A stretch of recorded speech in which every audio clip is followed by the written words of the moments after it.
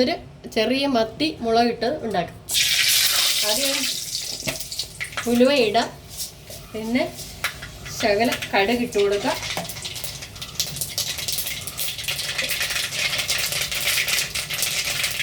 നമുക്ക് കറിവേപ്പില ഇടാം, പിന്നെ ഇഞ്ചി വെളുത്തുള്ളി അരിഞ്ഞതിടാം.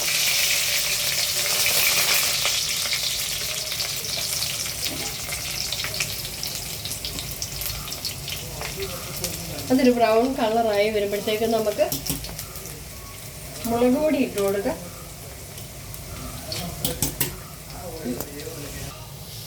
മുളക് പൊടി ഇട്ട് കൊടുക്കാം. നമുക്ക് ആവശ്യമുള്ള ഒരു 1.5 സ്പൂൺ മുളക് പൊടി ഇട്ട് കൊടുക്കാം. ഇളക്കി കൊടുക്കാം. നമുക്ക് ഈ മുളക് പൊടി എണ്ണയ്ക്കകത്തുനിന്ന് മൂക്കുന്നിടം വരെ ഒന്ന് ഇളക്കി കൊടുക്കാം.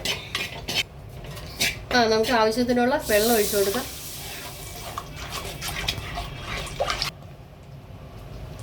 അരപ്പ് തിളച്ചതിന് ശേഷം നമുക്ക് കുടംപുളി ഇട്ട് കൊടുക്കാം.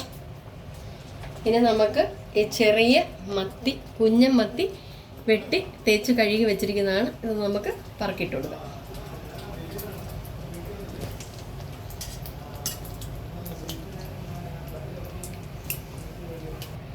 നമുക്കൊരു തക്കാളി മുറിച്ച് ഇട്ട് കൊടുക്കാം.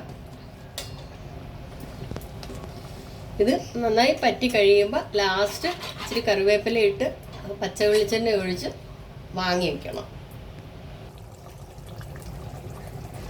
കറി നന്നായി തിളച്ച് പറ്റിയിട്ടുണ്ട്.